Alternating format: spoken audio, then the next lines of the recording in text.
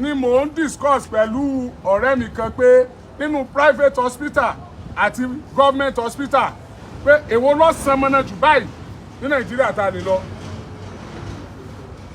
Nínú àwọn ọ̀rọ̀ tí mo sọ ni pé owó, torí owó òun ni private hospital, majority of private hospital nítorí owó ni, kì í ṣe pé nítorí àlàáfíà aráàlú. Iná fìdí bẹ̀ ló fi jẹ́ pé auxiliary nurse ó pọ̀ bí yèèpẹ̀. Àwọn tó jẹ́ professional wọ́n lè má tó nǹkan. Ṣebí nurse tiẹ̀ nìyẹn. Àwọn tó wá jẹ́ doctor gangan kí ló ṣẹlẹ̀? The first comment is too much. That's the same hospital? Yes. Ọ̀rọ̀ Moli hospital ni mo bá wá o. Ọmọ Nàìjíríà, Moli hospital. Kí ló ṣẹlẹ̀ ní Moli hospital mi ò sí ń bẹ̀? Ṣùgbọ́n ẹnu oníkàn láti gbọ́ pọ̀n, ẹnu ọlọ́fà láti gbọ́ mọ́tà. Ọ̀pọ̀lọpọ̀ àwọn èèyàn ti kú sí private hospital. Inna lillahi wa inna ilayhi raji'un. Àti àpàdé lẹ́sẹ̀ Jésù. Àti adìẹ ìrànà.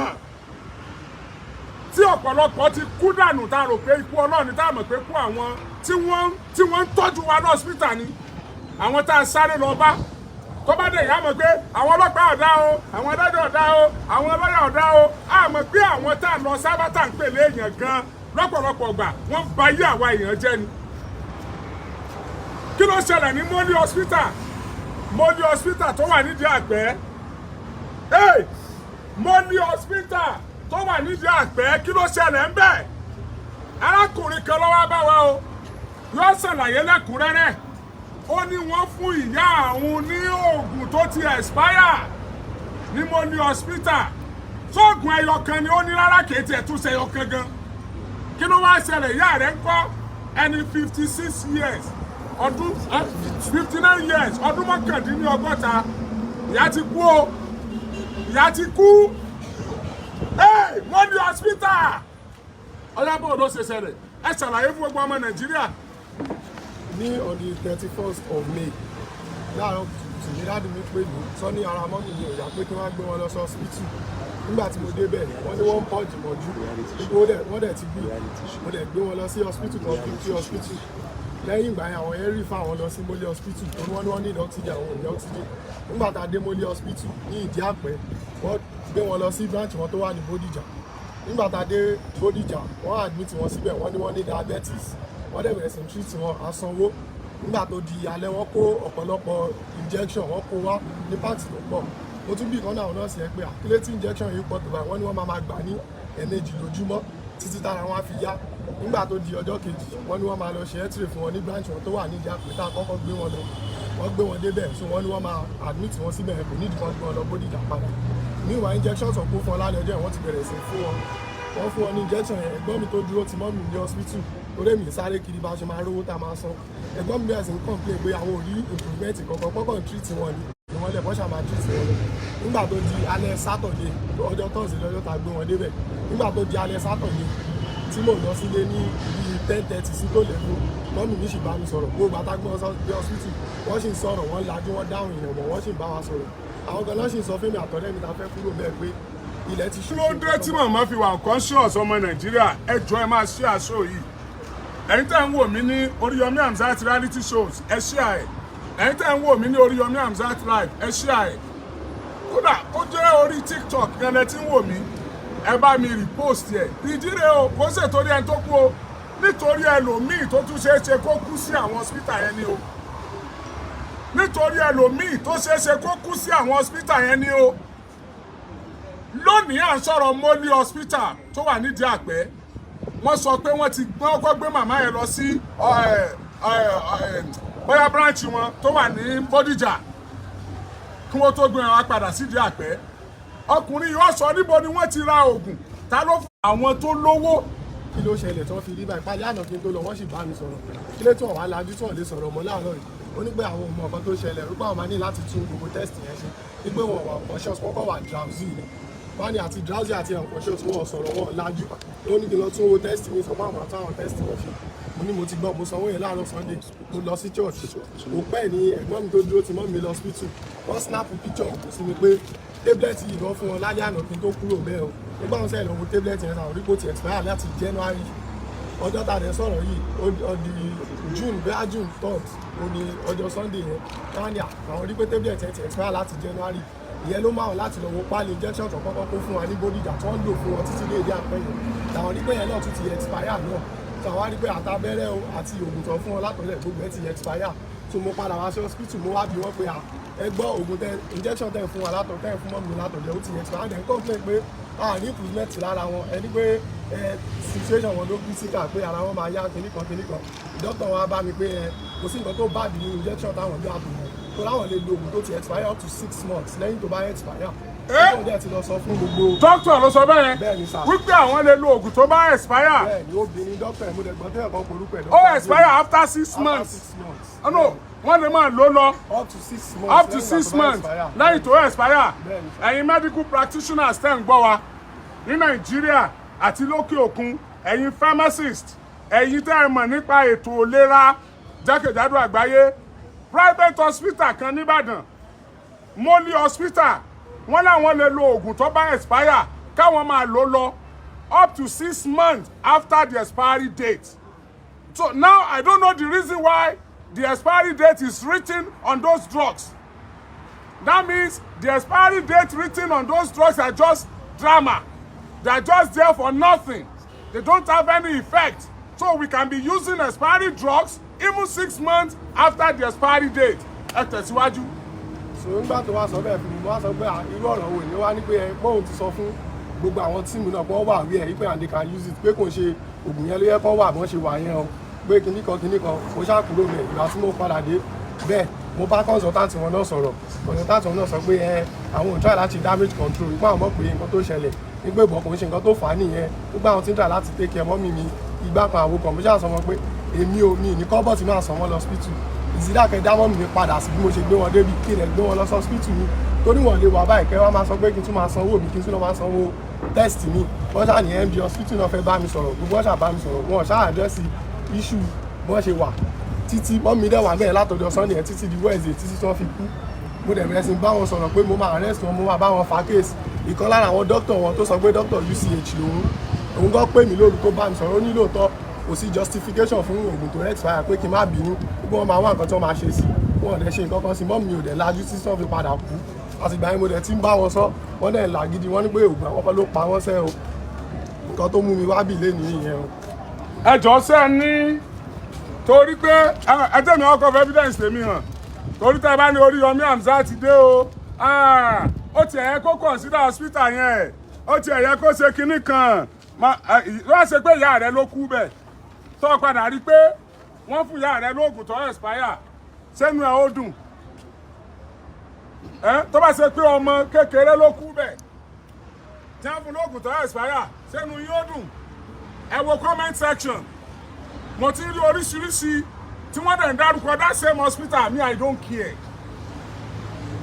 I don't bloody care I don't care about how powerful the CMD of that hospital is. I am less concerned about his personalities.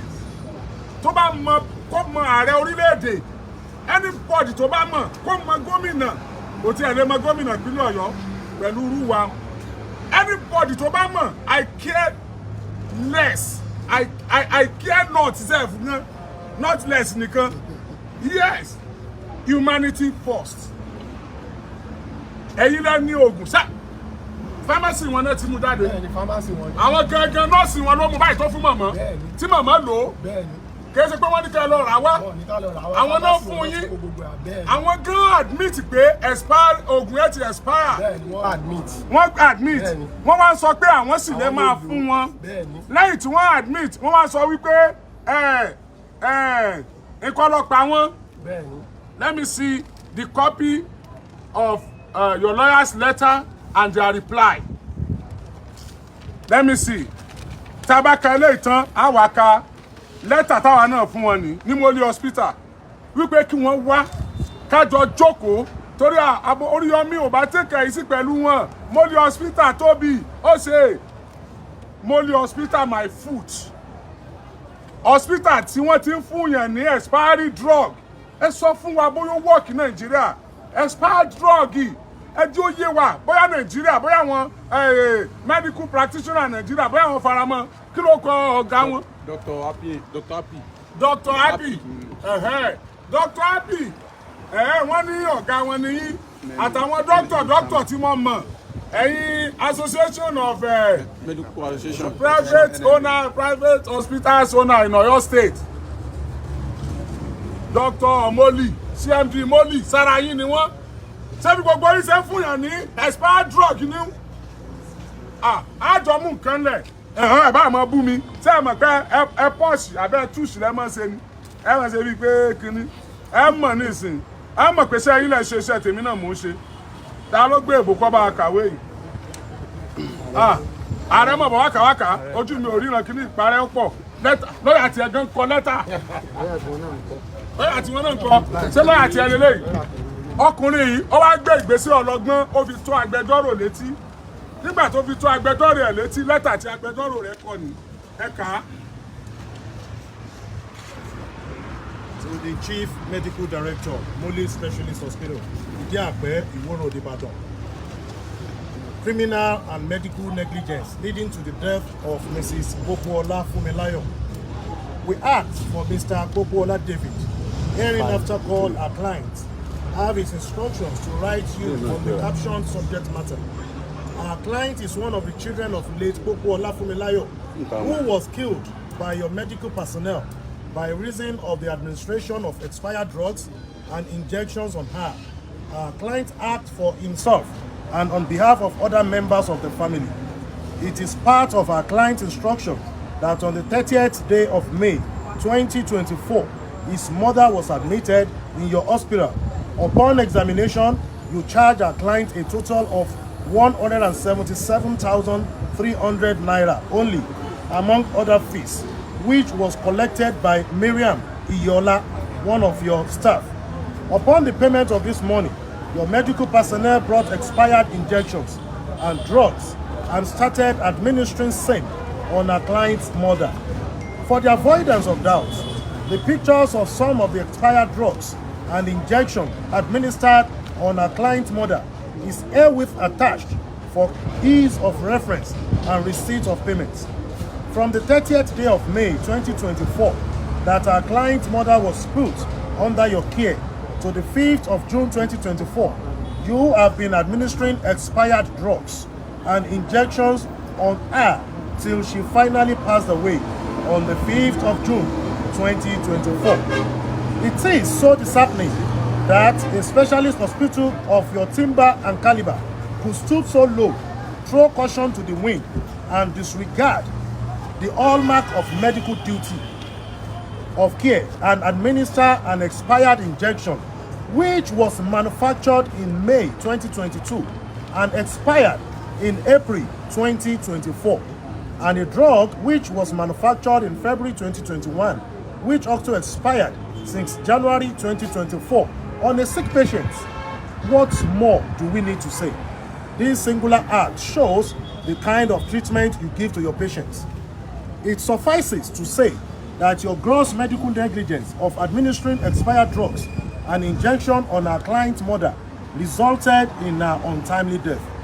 We do not wish to waste further words with you because the die is cast and the deed is done.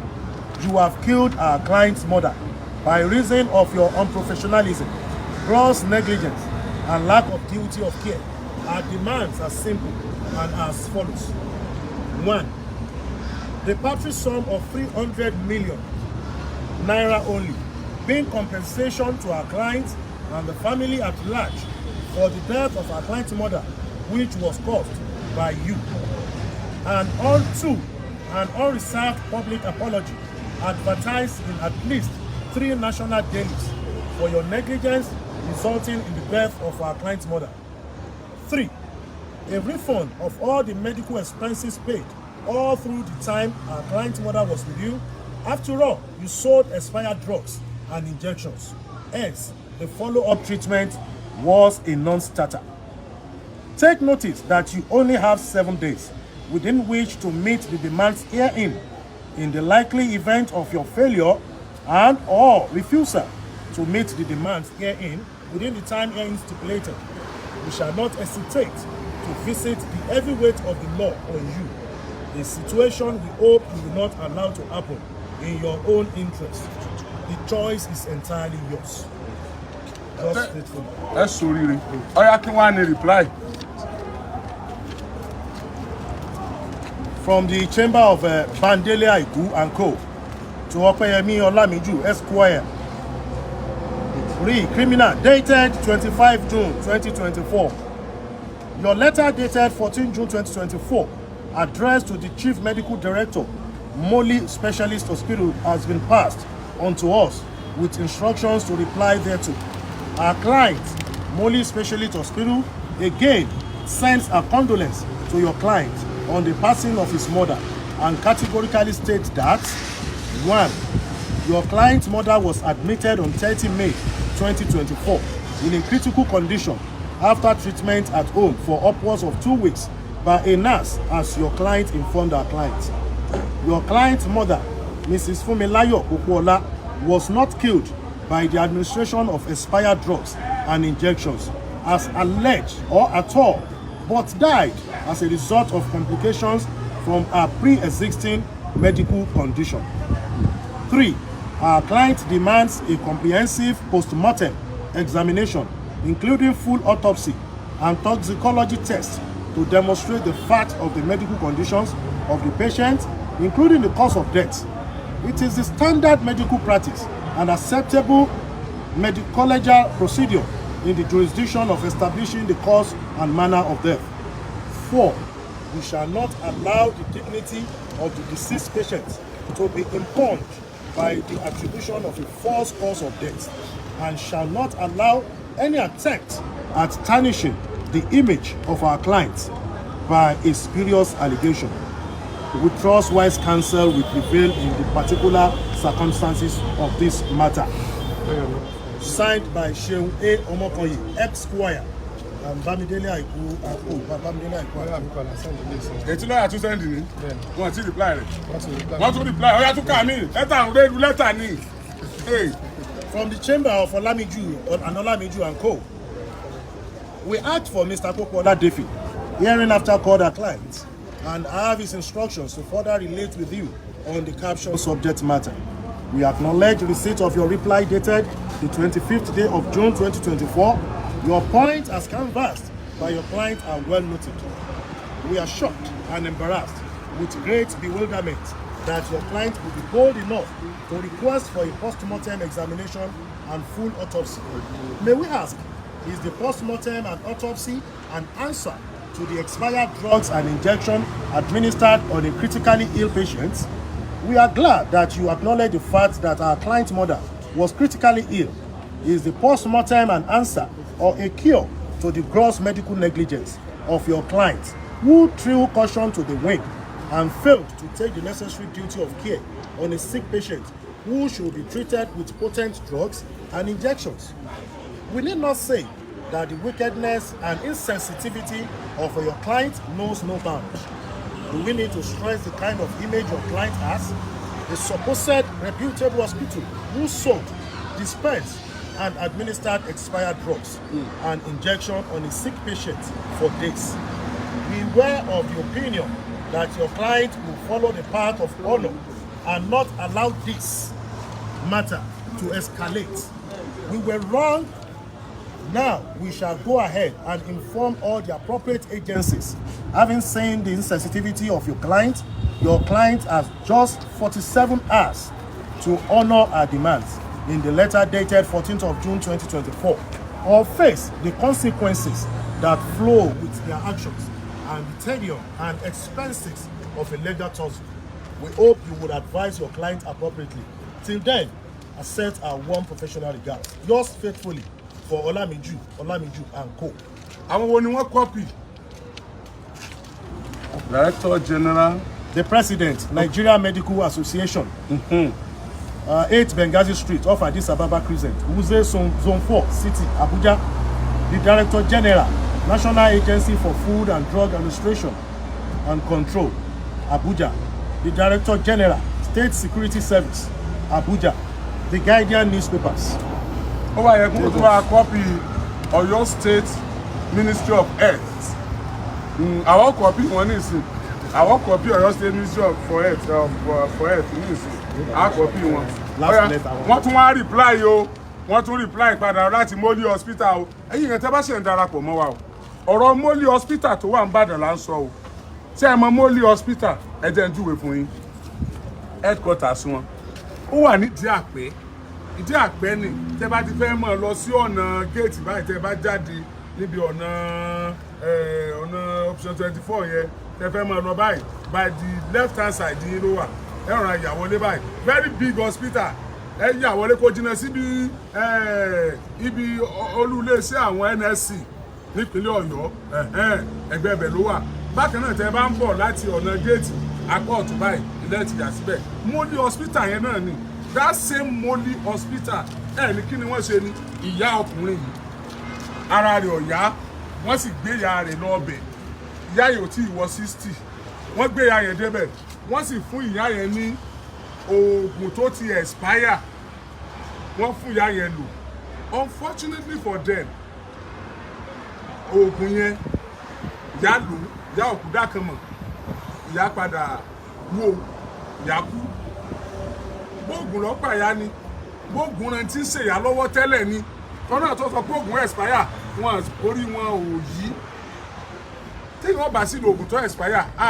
expect hospital ni wọ́n tún ti máa lò fún yàn medical practitioner hospital tó tóbi tó Moli tí wọ́n rọ̀ṣẹ̀ èèyàn lọ Moli tí wọ́n jẹ́ pé owó ńlá ni wọ́n ń gbà láti tọ́jú àwọn èèyàn ẹni tí ó bá fẹ́ kéèyàn òun kú kódà yóò ya yóò kó ní ọ̀sáré pé sábà ń gbé lọ rú Moli Hospital ní Ìdí Àpẹ́ Ìbàdàn ibẹ̀ ni ìṣẹ̀lẹ̀ ti ṣẹlẹ̀ o ní lọ kọ lẹ́tà fún wọn ní lọ́ọ̀yà wọn wá ń dá padà báwọn inú ọ̀rọ̀ lọ́ọ̀yà kìí ṣe pé wọn ò kúkú gbà pé wọ́n lo fake drug lóòótọ́ àwọn lo expired drug ní o kìí ṣe pé wọn ò gbà ṣùgbọ́n wọ́n ní nǹkan lọ pa wọ́n lọ sí autopsy ikú tó pa ìyá yẹn ṣùgbọ́n táwọn sọ sí níbí táwọn sọ lọ́wọ́lọ́wọ́ báyìí ni pé tó bá jẹ́ wípé Moli Hospital jẹ lọ tí ò sí nǹkan kan tíjọba ìpínlẹ̀ Ọ̀yọ́ fọwọ́ lẹ́rán Ministry of Health nípínlẹ̀ Ọ̀yọ́ Ọ̀yọ́ State Hospital Management Board Magaji Akinfagbemi Magaji Dr. Akinfagbemi tí wọ́n jẹ́ chairman Ọ̀yọ́ State Hospital Management Board àti gbogbo àwọn tí ọ̀rọ̀ health kàn nípínlẹ̀ Ọ̀yọ́ tó bá jẹ́ wípé àjọṣepọ̀ ẹ̀yin àti Moli gúnrégé at the detriment of the masses, at the detriment of the people that put you there to govern them. Lágbára ìlú lè máa kú dànù nítorí pàjọṣepọ̀ ẹ̀yin àti CMD Moli ogúnrégé ẹ jẹ́ kí wọ́n sì máa kó èèyàn wọ Moli kí ilé ìwòsàn Moli Hospital kó má jẹ́ títì pa kí àwọn tó wà ní Moli kí wọ́n má tètè fún wọn ní referral letter lọ sí hospital tí wọn àwọn hospital míì tó jẹ́ tìjọba èyí tẹ́ kó lọ Adé Ọ̀yọ́ èyí tẹ́ kó lọ Ring Road èyí tẹ́ kó lọ UCH èyí tẹ́ kó lọ Jericho kí Moli Hospital tó wà nídìí Àpẹ́ tó bá jẹ́ pé lódodo níjọba tó wà nípínlẹ̀ Ọ̀yọ́ ń ṣèjọba lé àwa tá a wà nípínlẹ̀ Ọ̀yọ́ lórí tí wọ́n gbé lódodo ni ẹ̀mí àwa tá a wà nípínlẹ̀ Ọ̀yọ́ jọ ìjọba tó wà nípínlẹ̀ Ọ̀yọ́ lógún lónìí ló yẹ kí wọ́n ti Moli Hospital pa kódà fún àlàáfíà àwọn tó wà ń bẹ̀ àwọn tó bá léèyàn ń bẹ̀ kán tètè lọ gbé nǹkan wọn àwọn tí wọ́n ní Moli Hospital gan ẹ tètè pé ìjọba kíjọba wá bá yín ti pa nítorí kọ́mẹ́ǹtì tá à ń rí sọ fún wa wípé irú nǹkan báyìí ṣeé ṣe kó ti máa ṣẹlẹ̀ tẹ́lẹ̀ lẹ́tà tẹ́ sì kọ sí àwa àtẹ̀tẹ̀ ń kọ sí lọ́ọ̀yà ọkùnrin yìí ó fi hàn pé ẹlẹ́ni nímọ̀sán ẹlẹ́ni fẹ̀yìntì nínú ìjọba pé ẹ lè ṣe tó wù yín kò sẹ́ni tí ó mú yín sí gbogbo kò sẹ́ni tí ó mú wa sí yìí làwa èé sì fẹ́ gbọ́ téèyàn paráàlú tán kó ní kò sí tí ó mú un sí àwa kì í fẹ́ gbọ́. ó fún yàn ní expired drug wọ́n ti flag wa ni wọ́n flag ta ni ẹ ti Moli Hospital pa yes ẹ ti Moli Hospital pa nígbà tí wọ́n dá ọkùnrin lóhùn kí ló ṣẹlẹ̀ ó drop. wọ́n flag wa Bẹ́ẹ̀.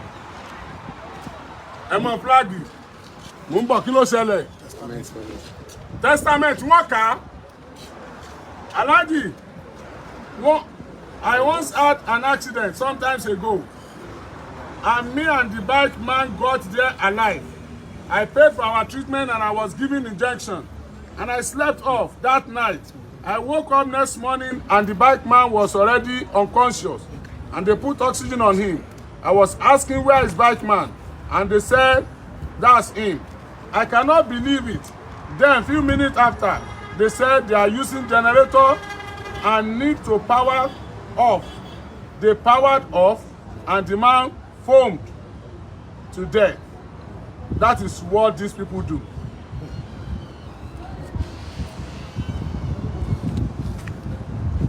A ti sọ fún yín pé ẹ expose ara yín. Ẹ expose ara yín. Gbogbo ẹni tó bá ti rírú ẹ̀ ní Modi hospital kọ́ mọ̀ bọ̀. Ìbá yín ṣe o. Mi ìbá yín ṣeré o. Àwa náà wá right Modi hospital nígbà tọkùnrin ìdè pé no à ní gbé. A ń láti listen sí side wọn. Ká dẹ̀ mediate nítorí business wọn. Ká caution wọn kán má bàa ṣe bẹ́ẹ̀ mọ́. Kán mọ̀ pa ti gbọ́ kán má bàa fáwọn èèyàn ní fake expired drug mọ́. Kí kán sì ṣẹ́tù ọkùnrin kọ́ mọ́ lọ. Níta kọ́nu lẹ́tà wa nu. Ẹ ní kí ni Modi kọ padà. Ẹ tẹ́tí ẹ gbọ́ tó wá kà ó. Àwọn kan sọ fún wọn pé wọ́n lè ṣe tó wù wọ́n. Àwọn kan sọ fún wọn pé wọ́n lè má tẹ̀ lófin iṣẹ́ wọn gẹ kò sẹ́ni tí ó mú wọn sí. Àwa ò mú yín sí. Gbogbo ẹni tẹ́ ẹ bá mọ̀ ẹ sọ fún wọn. Ẹ pè yàn l'Abuja, ẹ pè yàn l'Èkó, kódà pè yàn níbi tí ò ṣe Nàìjíríà.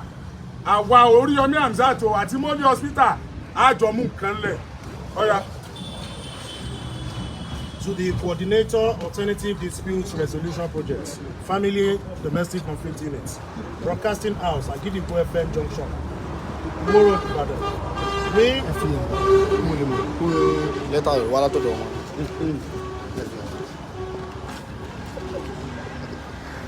So tí Modi ìlú tiwa náà ni ẹ wo Alternative Dispute Resolution Project. We refer to your letter dated 4th July 2024 in respect of the above. We hereby inform you that the complainant has engaged the services of a legal practitioner. We have received a letter from the complainant's legal practitioner and same has since been referred against our hospital or its management without any proof or proper investigation will be unacceptable in the circumstances. Kind regards.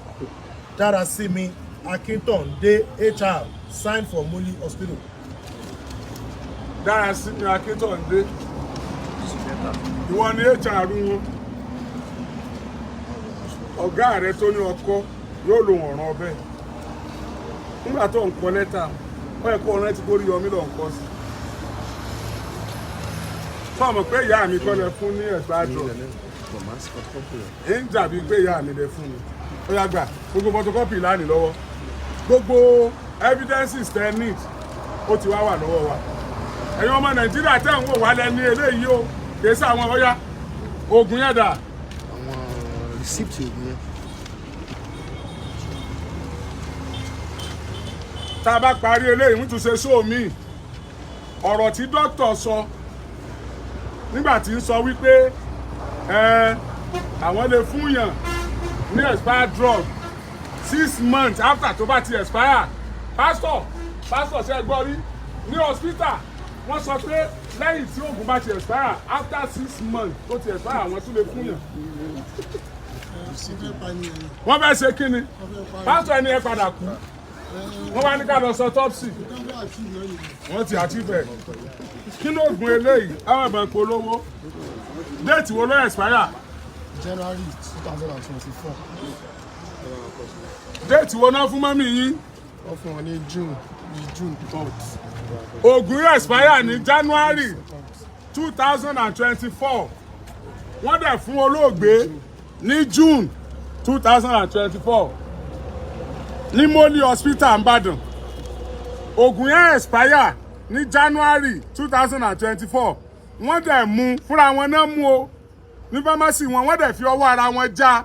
Wọ́n dẹ̀ ní kí màmá ọ lanu wọ́n sì dá sí mọ̀mọ́ lẹ́nu wọ́n sì bá fomi sí ní June 2024 ìkejì dà ìgbà wo lélẹ́yìn expire April 2024. eléyìí expire injection eléyìí expire ní April 2024 wọ́n sì ní kí mọ̀mọ́ kọ ìdí Ẹ̀ẹ̀mejì lójúmọ́ ló ń fún wọn. wọ́n sì ń fún mọ̀mọ́ lẹ́ẹ̀mejì lójoojúmọ́ ó ti expire láti April wọ́n sì ń fún mọ̀mọ́ ní ẹ̀ẹ̀mejì lójoojúmọ́ ní June títí tẹ̀mí fi bọ́ lẹ́nu mọ̀mọ́ ní Moli Hospital. Now Ọ̀yọ́ State Government lábẹ́ ìṣèjọba engineer Olúṣèyí Abíọ́dún Mákindé Commissioner for Health lábẹ́ ìṣèjọba engineer Olúṣèyí Abíọ́dún Mákindé Chairman Hospital Management Board l'Ọ̀yọ́ State ẹ̀sà àwa fẹ́ mọ̀dí ni tí Moli Hospital tí òfin ní kọ́kọ́ jẹ́ títì paná kẹ́ ẹ mọ̀ wá ṣe investigation yìí lọ nítorí ẹlòmíì tó ṣeé ṣe kí Moli Hospital máa mú expired drug lọ́wọ́ báyìí tí wọ́n fẹ́ fún un ìgbà tẹ́ lọ gbókùn màmá kí ló wá ṣẹlẹ̀ pẹ̀lú CMD. So MD wá pè mí nígbà tí mo lọ gbé òkú wọn tí mo padà lọ pé kí n lọ gba death certificate wọn. So MD wá rí mi wọ́n á pè mí pé wọ́n sọ fáwọn pé mo wà lára àgbà àwọn òdá mi mọ̀ ń gbé kí mo wá ṣe so mo ní mo wá gba death certificate wọn ni wọ́n wá ní ṣé wọ́n ní kí n sanwó mi wọ́n á ní mo ṣe san 82,000 naira balance tí wọ́n ní kí n san lọ́jọ́ tí wọ́n kú yẹn lọ́wọ́ ní mi ìbá ti máa san yìí pé àwọn máa dáwó yẹn padà wọ́n ṣàlọ́pàá kàtà sọ pé gbogbo wa mo ní kọ́ máa wọ̀ rí wọ́n ṣàìsí ìsìgbé dandan kí n ṣàgbáwó yẹn fáwọn máa dáwó yẹn padà fún mi mo ṣàkúlẹ̀ àmìlẹ́yà mi sọ pé kí n gbà kí n dẹ̀ kúrò rẹ̀ kí n má sọ kankan so mo ṣàgbówó yẹn káàṣì wọn láwọn fẹ́ ṣe transfer mo ní rárá wọ́n ṣàkó káàṣì fún mi so mo gba káàṣì yẹn mo dẹ̀ kúrò bẹ́ẹ̀ lọ́jọ́ yẹn. ẹ kí ló dé tí CMD dówó padà CMD náà ní chief medical director náà máa ń pè wọ́n àwọn tó bá ṣe pé hospital ni MD náà ní àbí MD medical director ni wọ́n CMD náà máa ń pè wọ́n tó bá jẹ́ hospital kí ló dé tẹ́ ẹ dówó padà sọ́kùnrin ni wọ́n obìnrin ni wọ́n obìnrin ló níbẹ̀ obìnrin ló tiẹ̀ níbẹ̀ ọkùnrin mo pé chai ìbá tí lè mọ tó báyìí ìmọ̀ kóbìnrin nípa wow àbáwọn àtọkọ wọn ni àbọ́kọ wọn ti kú ni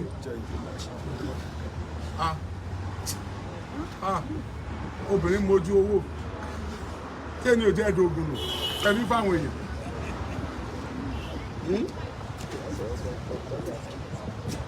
obìnrin ló níbẹ̀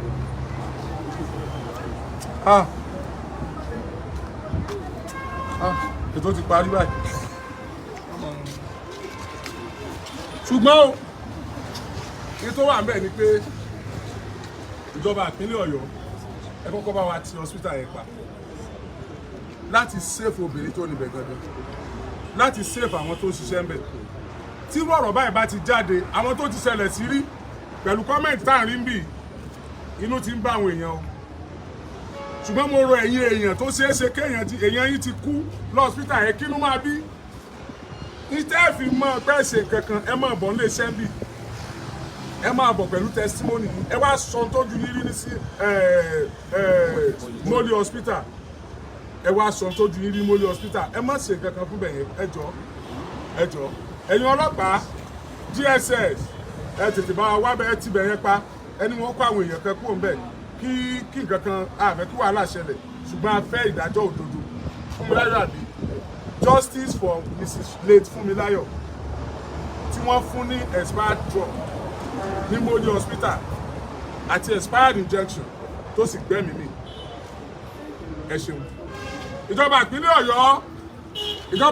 Ọ̀yọ́ ẹ gbàgbé relationship tó bá wà láàrin yín o Moli Hospital ṣe kúrò Nàìjíríà mi ò ní sọ̀rọ̀ nípa expired drugs and injections tó ń ṣẹlẹ̀ ní Moli Hospital. Definitely I will say it. Ìwádìí mi fi yé mi pé ẹni tó ní Moli Hospital àwọn kì í sọ ọmọ kékeré àgbàlagbà ni wọn. Ìwádìí fi yé wa wípé Moli Hospital kì í ṣe hospital kékeré, hospital ńlá ni. Ìwádìí fi yé wa pé ẹni tó ní Moli hospital wọn sí Nàìjíríà, pé èbó làwọn náà wà. Ìwádìí tó tẹ̀síwájú ó fi yé mi pé ilé ìwòsàn Moli hospital ẹ̀rù ò lè bà wọ́n bá ṣe wulẹ̀ ká sọ̀rọ̀ tó, nítorí pé wọ́n mọ̀ pé ìjọba tá à ń pè kó wá investigate àwọn ṣeéṣe kọ́wọ́ kanwọ́, ṣeéṣe kó jẹ́ pé one way or the other Ministry of Health tí yóò investigate wọn. Èyí tí ó jẹ́ ọmọ màmá nínú àwọn dókítà díẹ̀ ló kù, torí pé màmá tá à ń sọ yìí sọ ọmọ kékeré, wọ́n ti dàgbà. Ó dẹ̀ ṣeéṣe kó jẹ́ pé ọ̀pọ̀lọpọ̀ nínú àwọn dókítà tó máa investigate tó ṣẹlẹ̀ kán ti gba Moli hospital kọjá, wọ́n ti pé wọ́n ṣiṣẹ́ ń bẹ̀ o, kán ti mọ màmá, kán ti mọ bàbá, kí wọ́n sì fi màmá sípò iyì tí màmá wà láwùjọ. Torí pé ẹni tó ní Moli hospital wọ́n iṣẹ́ ní àbùkù láwùjọ, wọ́n jẹ́ èèyàn pàtàkì. Moli hospital náà kì í ṣe hospital tí èèyàn lè fọwọ́rọ́ sẹ́yìn ní ìpínlẹ̀ Ọ̀yọ́, tí ó bá jẹ́ pé lórílẹ̀‐èdè Nàìjíríà lápapọ̀ gan, ṣùgbọ́n nípínlẹ̀ Ọ̀yọ́ táwa wà, Moli hospital ó jẹ́ ìkan nínú àwọn ilé ìwòsàn tá a ti mọ̀ dáadáa. Mo rántí pé ńgbà kan tí olè wá já ilé ìfowópamọ́ kan tó wà nídìí Àpẹ́ tí wọ́n yìnbọn gan, tẹ́ ẹ bá gbàgbé, Moli hospital kúnjọ́ náà, tẹ́ pé gbà tó kún ni wọ́n tó máa gbé àwọn èèyàn lọ síbòmíì. Nínú àwọn hospital tí èèyàn lè wọ̀ ń bàdàn tọkàn rẹ̀ ó balẹ̀, ẹgbẹ́ èèyàn lọ ibẹ̀ dá, Moli hospital ni. Èmi gangan bá yín sọ̀rọ̀ yìí ti gbé èèyàn lọ sí Moli hospital, tí ẹni tí mo gbé kúrò l'Ékòó tó wá gbé Ìbàdàn tó nílò ètò ìlera tí mo ní Moli hospital ní ẹjẹ́ lọ. Moli hospital máa ṣe dáadáa, mo nígbàgbọ́ nínú ẹ̀ nìyẹn, àbí? Ọ̀pọ̀lọpọ̀ nínú ẹ̀yin tẹ́ ń gbọ́ wa yìí, nítorí jẹ́ kí n sọ gbogbo eléyìí ṣáájú ni pé mo rọ̀ yín, mo bẹ̀ yín, ẹ jẹ́ kí a wà objective, ká treat n tó wà nílẹ̀, ẹ jẹ́ ká put sentiment apart. Ẹ má jà wo gbogbo tí mo wò mọ́ Moli hospital lára ẹ̀ pátápátá. Ẹ má wo àjọṣepọ̀ tí ń bẹ láàrin Moli hospital àti ìjọba ìpínlẹ̀ Ọ̀yọ́. Ẹ má wo iye ọmọ tó ṣeéṣe kí Moli hospital ti bí sí àwùjọ ètò ìlera nípínlẹ̀ Ọ̀yọ́ àbí lórílẹ̀‐èdè Nàìjíríà àbí lágbàáyé. Ẹ wá má wo ìhà tí Moli hospital kọ sẹ́yìn gangan. Ẹ imagine pé bẹ́ẹ̀ ṣe ń pe Moli hospital ní best hospital yẹn, èmi yìí náà pè bẹ́ẹ̀ rí. Bẹ́ẹ̀ ṣe ń pe Moli hospital ní best hospital, arákùnrin tí ìyá rẹ̀ kú sí Moli hospital, òun náà wọ́n ní kán gbé ìyá rẹ̀ kúrò níbi tó wà lọ síbì kan better hospital, ìlú ló ń fẹ́ gbé ìyá àwọn lọ tó fi gbé lọ sí Moli hospital. Òun náà nígbàgbọ́ nínú Moli hospital nìyẹn. So kí àwọn aráàlú ọmọdé ó jọ wá lójú tí wọn bá ti Moli hospital pa, tíjọba ìpínlẹ̀ Ọ̀yọ́ bá sì lọ wo pharmacy wọn láti lọ wo àwọn oògùn tó wà ń bẹ̀, pé ẹ ó dọ̀nà ká fi parí investigation, tíṣẹ́ ń lọ gẹ́gẹ́ bíi pé kò tiẹ̀ sí nǹkan kan, bíi pé kò sí nǹkan kan ò ṣẹlẹ̀. Ẹ má jẹ́ ó yà yín lẹ́nu. Ó ń sọ irú orílẹ̀-èdè tá a wà, ó ń sọ irú àwọn èèyàn tí ẹ̀mí wa wà lọ́wọ́ wọn, ó dẹ̀ ń sọ àwọn nǹkan kan tó ń ṣẹlẹ̀ tó yẹ pé díẹ̀ la lè sọ síta ń bẹ̀. Tí ilé ìbá lè ṣẹlẹ̀ Moli hospital, mélòó àwọn hospital tá àti ẹ̀ nígbàgbọ́ nù wọn gan tẹ́lẹ̀ nínú pé bíṣẹ́ wọn ṣe ń lọ, tó jẹ́ pé ó ṣeé ṣe káwọn èèyàn ti kú dànù bí wọ́n ṣe ń kú lójoojúmọ́. Mi ò sọ gbogbo eléyìí láti indict Moli hospital tàbí láti indict ìjọba ìpínlẹ̀ Ọ̀yọ́, Ministry of Health. Mo ń sọ gbogbo eléyìí kan lè ṣe needful, kán má rò pé ariwo lásán là ń pa. Mo ń sọ gbogbo eléyìí kan lè bá a mọ̀ wípé gbogbo ibi tọ́rọ̀ yẹn bá já sí ọmọ Nàìjíríà fẹ́ mọ̀. Mo ń sọ gbogbo eléyìí kan lè bá a mọ̀ wípé ọ̀rọ̀ yìí ò ní kú síbi tẹ́ ẹ bá pa á sí kán má rò pé Oríyọmí ò sọ̀rọ̀ ń pa Mọ́lẹ̀ hospital mọ́ tí mo bá bẹ̀rẹ̀ iṣẹ́ báyìí tí mò ń ṣe irú tí mò ń ṣe yìí mo máa ń fẹ́ kéèyàn intimidate mi mo máa ń fẹ́ kéèyàn halẹ̀ mọ́ mi mo máa ń fẹ́ kéèyàn sọ pé òun jẹ́ nǹkan mo máa ń fẹ́ kéèyàn sọ pé òun lòun òun ní òun lọ́hún òun lágbára òun lè do ànàdù mo máa ń fẹ́ kéèyàn proof the level of connections tó ní pẹ̀lú àwọn the power that be. I always love that. Mo retí Mọ́lẹ̀ hospital kí wọ́n ṣe bẹ́ẹ̀. Ṣùgbọ́n ọ̀nà tí wọ́n gbà ṣe bẹ́ẹ̀ ni pé ìjọba ìpínlẹ̀ Ọ̀yọ́ ń sọ fún wa pé kí wọ́n máa ṣiṣẹ́ wọn lọ jẹ. Ariwo lásán ni gbogbo ọmọ Nàìjíríà ń pa. Yes. Tí ò bá rí bẹ́ẹ̀ kò sí ìgbésẹ̀ kan gbòógì nínú ìgbésẹ̀ tí ìjọba ìpínlẹ̀ Ọ̀yọ́ gbé lórí Mọ́lẹ̀ hospital Ministry of Health gbogbo àwọn doctors tó wà ń bẹ̀ tó mọ́ commissioners èèyàn dáadáa ni wọ́n èèyàn wa ni wọ́n ṣùgbọ́n àwọn bóyá àwọn kan náà sọ fún wọn pé Mọ́lẹ̀ hospital should not be touched àwọn dẹ̀ gbọ́dọ̀ treat wọn specially tó bá ṣe hospital kékeré kan ìnírù kan bẹ́ẹ̀ ṣẹlẹ̀ ń bẹ̀ a mọ̀ tẹ́ ẹ lè ṣe o a sì mọ̀ tẹ́ ẹ ti ṣe ààrí reason tẹ́ fi lè bẹ̀rẹ̀ investigations tí ò fi sí pé iṣẹ́ ti ẹ̀ dúró lọ́jọ́ kan ní Mọ́lẹ̀ hospital okay ẹ tọ́jú àwọn tó wà nílé ìwòsàn yìí ẹ refer àwọn síbòmíì ẹ kọ́kọ́ hold on fọjọ́ kan ọjọ́ kan péré kí aráàlú tiẹ̀ mọ̀ pé ìjọba gbọ́n tó ṣẹlẹ̀ wọ́n dẹ̀ ń ṣiṣẹ́ lórí ẹ̀ ẹ̀rẹ́sì investigation lọ gbàtẹ́ ni wọ́n mọ̀ ṣiṣẹ́ lọ ṣáà ti ṣú ọ̀bá yìí pé gbogbo oògùn tó kù tí wọ́n fáwọn tó wà ń bẹ̀ òun ṣe expired drug òun ṣe expired drugs òun ṣe expired injections ó ti dá wa lójú bẹ́ẹ̀ I don't know irú allegation yẹn sí irú hospital ńlá yẹn pẹ̀lú evidences tó sì jẹ́ pé ibi tá a wà nìyí ó jọ wá lójú gan ó dẹ̀ yà wá lẹ́nu ṣùgbọ́n a mọ̀ pé àwọn tó bá kàn wọ́n gbé ìgbésẹ̀ tó yẹ kí wọ́n gbé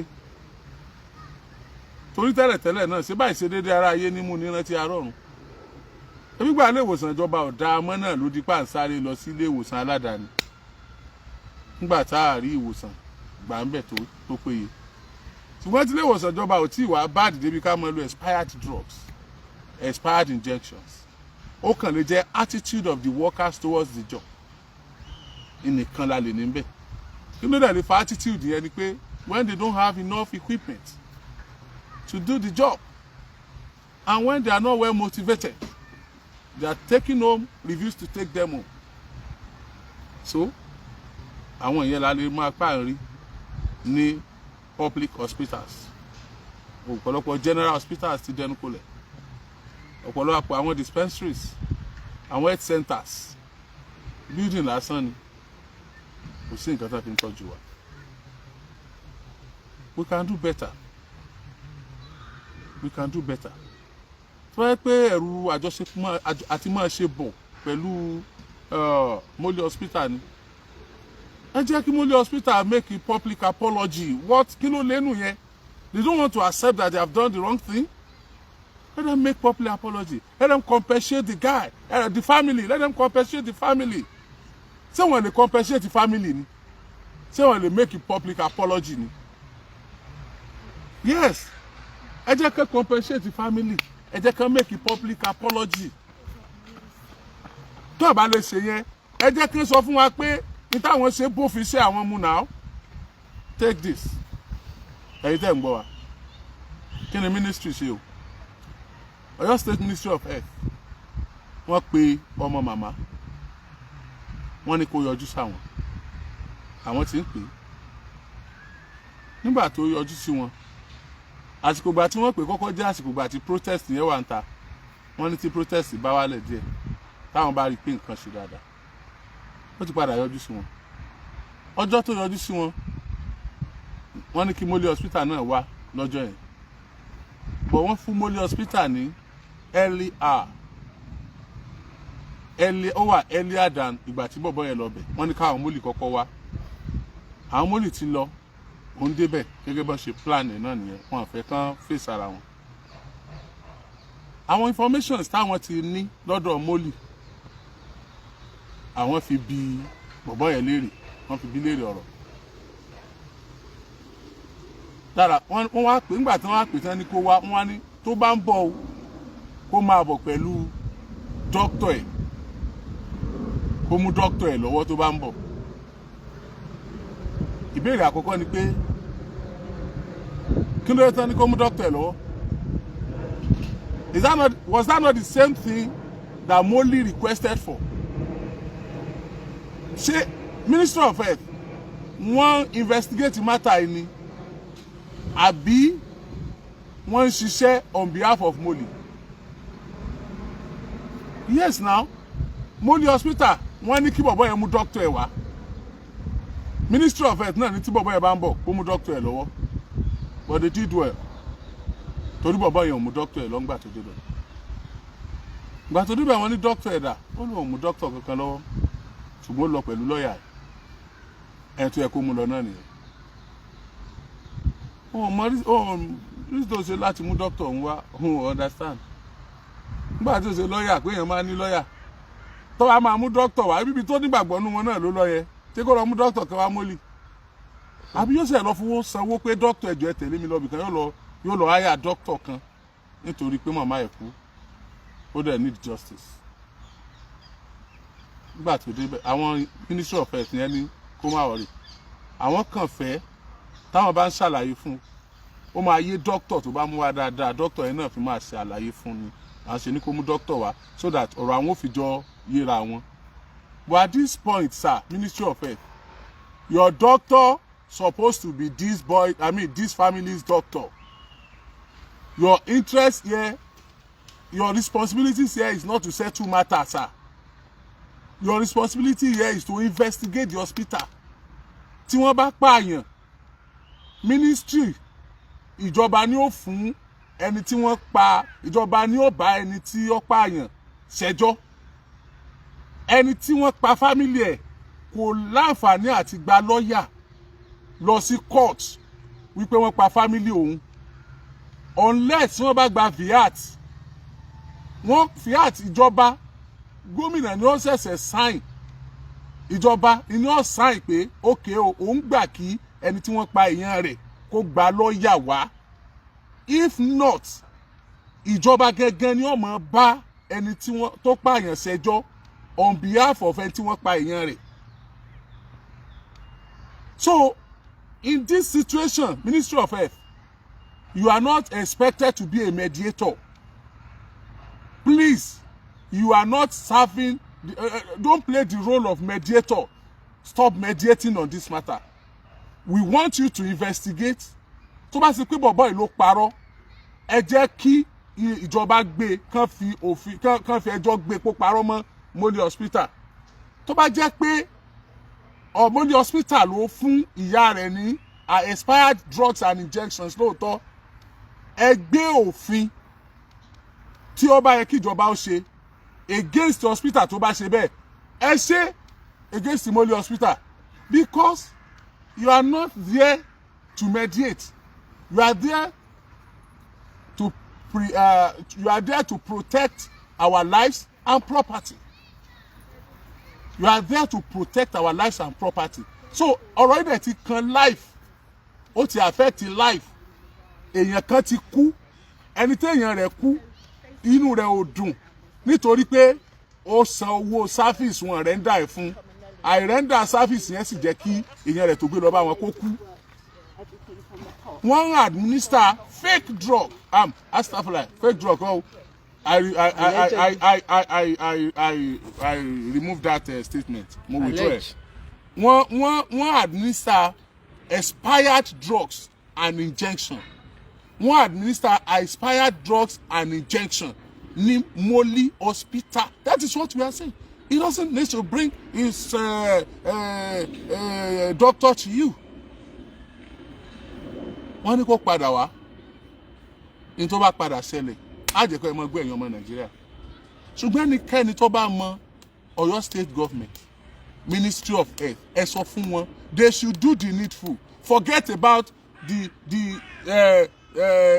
level tí ẹni tó lọ hospital wà pẹ̀lú yín but hospital yẹn ṣe tóbi lọ́wọ́ yín bóyá ó ràn yín lọ́wọ́ ń gba COVID we are less concerned about that bóyá ó ràn yín lọ́wọ́ ń gba COVID we are less concerned about that bóyá oògùn tó wọlé ń gba COVID ni ò tí ni wọn tí tàtàn tí wọ́n ń lò fáwọn èèyàn tán lè dànù we want to know ẹ má gbàgbé pàrọ̀ náà ní insider o how we do our job. We have our presence in Moli Hospital on daily basis. We have our presence in your ministry, sir. Yes, sir. If you care to know. Please. Gbogbo àgbáyé fẹ́ mọ̀ tó ṣẹlẹ̀. Ìta tí ẹ fẹ́ gbọ́ ni pé sínú tí Moli gan ò tiẹ̀ lè jáde pẹ̀lú statement wípé expired drugs tán láwọn lò lọ hospital wọn o irọ́ ni o expired drugs tán láwọn lò lọ hospital wọn òótọ́ ni o let them come out with a statement ká dem máa drag ẹ̀ they have not said anything they keep mute bóyá oògùn yẹn ló pa ìyá yẹn àbí kọ́ ló pa ìyá yẹn kọ́ là ń sọ yìí o àní wọ́n fún un ní expired drugs Ministry of Health Ọ̀yọ́ State Ministry of Health àní wọ́n fún ìyá ní expired drugs ẹ gbọ́ wa ni kí ni expired drugs yóò ṣe inú kọ́ mọ́ ṣiṣẹ́ rárá tàbí kó ṣiṣẹ́ kí iṣẹ́ rẹ̀ mọ́ tó bó ṣe yẹ kó tó tàbí kó tiẹ̀ tún kó ìpalára bẹ́ẹ̀ ni wọ́n lò fún ẹ̀tọ́ ẹni dókítà nìyí ẹ̀sùn tó máa ṣe nìyẹn náà ókè ẹni tó sanwó sanwó kí oògùn tí wọ́n fún ya àwọn kọ́ mọ́ ṣiṣẹ́ ni àbọ̀ sanwó kó oògùn tí wọ́n fún ya àwọn ọmọ ṣiṣẹ́ tó àbọ̀ sanwó kó oògùn tí wọ́n fún ya àwọn pààyà àwọn lára ẹ dá wa lóhùn Ọ̀yọ́ State Ministry of Health please tẹ́ bá ti dé pàdé ẹ bú mi àṣìṣe ẹ sọ oríṣiríṣi nínú yín gangan gbogbo ẹ̀yin doctors tẹ́ wà bẹ́ẹ̀ tẹ́ ṣe ṣe pàdé tẹ́ bú mi yẹ nínú yín gangan ẹ kàn béèrè pé tó bá ṣe ìyá yín ni ẹ lò fún tó kú sẹ́nu yín ó dùn tó bá sọ ọmọ yín ni ẹ lò fún tó kú sẹ́nu yín ó dùn tó bá ṣe ẹ̀yin ni ẹ lò fún tó kú sẹ́nu yín ó dùn ṣé máa rejoice sẹ́nu yín ó máa dùn ojú kó tiẹ̀ ṣubú lulẹ̀ kó kú tẹ́ fi ń worí yọmí tó bá ṣe pé ẹ̀yin ni ẹ lò fún èèyàn yín tó kú tá a wá jáde báyìí ṣé fojú yẹn wò mí àbí tí mo bá dákẹ́ tí mi ò sọ nígbà tí èsì pé mo ranjú lọ wọ́n kú gbé wá bá mi ní mo dẹ̀ láti ṣe because I know you are not happy with what I'm doing inú abímọ kú èsì dùn yes let's do the needful ẹ jẹ́ ṣe tá ṣe now ẹ jẹ́ ṣòdodo now Ministry of Health ọ̀dọ̀wọ́ yín o gbogbo ayé ń wò yín ibi ẹ̀ bá bá dé the next meeting ibi ẹ̀ bá bá dé ọmọ Nàìjíríà fẹ́ gbọ́ ọ̀rọ̀ Moli Hospital ẹ kú kalẹ̀.